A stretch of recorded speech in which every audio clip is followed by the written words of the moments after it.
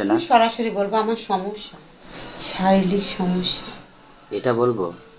আচ্ছা দেখি, পরেরটা পরে চিন্তা ভাবনা করে দেখা যাবে। না না না না না না, পরেরটা না। তুমি যদি আমার বিয়ে না করো, আমার সরি, আমার তো বিয়ে করতে হবে না, কিন্তু তুমি আমার সঙ্গে সময় কাটাবা এটা আমি জানি, কিন্তু তুমি সারা জীবন আমারই থাকবা। এটা কি এমন কথা বললা তুমি? এমন কথাই বলবো আমি, বারে, কারণ আমি তো তোমাকে ছাড়া বাঁচবো না। ইসরি, আসলে তুমি মানে ভুল বুঝতেছ। এটা যদি না করি না, ভবিষ্যতে তো আমাদের সমস্যা হয়ে যাবে, বোঝো না কেন? ওই আর যেটা শিখাই দিলাম এতক্ষণ, তোমার শারীরিক সমস্যা।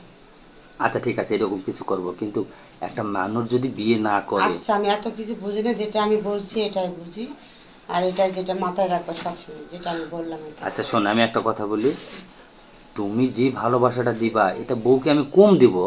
আমার বউকে কম দিয়ে তোমাকে বেশিটা দেব, তাতে তোমার সমস্যা কোথায়? আমার দরকার নাই। দেখো, এটা কিন্তু তুমি বাড়াবাড়ি করতেছো ভাবি।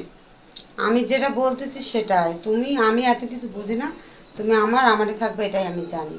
না, আমি তো তোমারই আছি, তুমিও আমার থাকবা, কিন্তু আমার বিষয়টা বোঝো না, আমি যেটা হ্যাঁ, বলতে চাচ্ছি। তুমি যদি বিয়ে করো তাহলে অবশ্যই আমারে ভুলে যাবা, আর আমি তো এটা কখনো চাবো না যে আমার আমার জিনিস আর কিছু আর একজনের সংসার করুক কিংবা থাকুক, এটা তো আমি কখনোই চাবো না, আমি, কারণ তুমি আমারই থাকবা। আরে বাবা রে, শোনো, আচ্ছা ঠিক আছে, বিয়ে করব না, তবে একটা জিনিস আজকে পছন্দ করছি, যেটা সেটা করবা, আমি যে গেলে হ্যাঁ আমাকে হ্যাঁ, সেটা, অবশ্যই।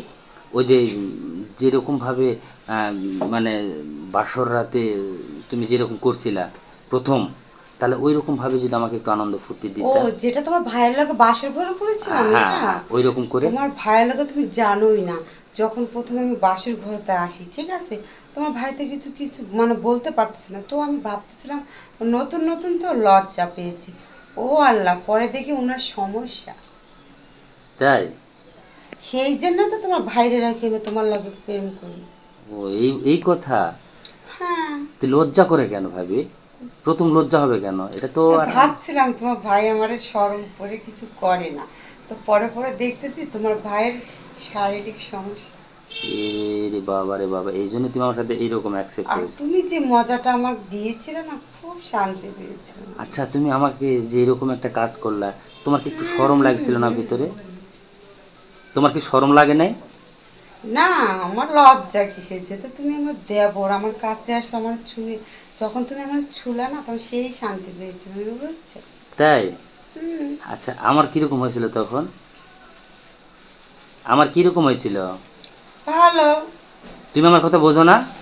হ্যাঁ, তাহলে কেন আমাকে দুইবার বলতে হচ্ছে? আবার বলো। আমি বলছি যে আমার তখন কেমনটা লাগছিল। তোমার কেমনটা লাগছিল? তুমি তো বারবার এক কথায় বলো যে তাড়াতাড়ি তাড়াতাড়ি, কিন্তু আসলে তাড়াতাড়ি একটা জিনিস কাজ করলে তো এটা কিন্তু মজা পাওয়া যায় না, সেটা জানো তো? তাহলে কি করতে হবে, একটু ধীর স্থির ভাবে সেই কাজটা করতে হবে। হুম। আর তুমি সেটা না করে তুমি কো তাড়াতাড়ি তাড়াতাড়ি, তাহলে কি আর ভালো লাগে? আচ্ছা ঠিক আছে, শোনো, এরপর থেকে আমি বলবো না, হ্যাঁ। সত্যি তো? হ্যাঁ, সত্যি। আচ্ছা ঠিক আছে, তাহলে আমি প্রবাস থেকে গিয়ে কিন্তু আগে তোমাকে আমি এক সময় দেবো। হ্যাঁ, অবশ্যই প্রবাস থেকে সরাসরি তুমি আমার কাছে চলে আসবে। হ্যাঁ, এসে হুম। কিন্তু আগে সময় দেবো আমার, হ্যাঁ।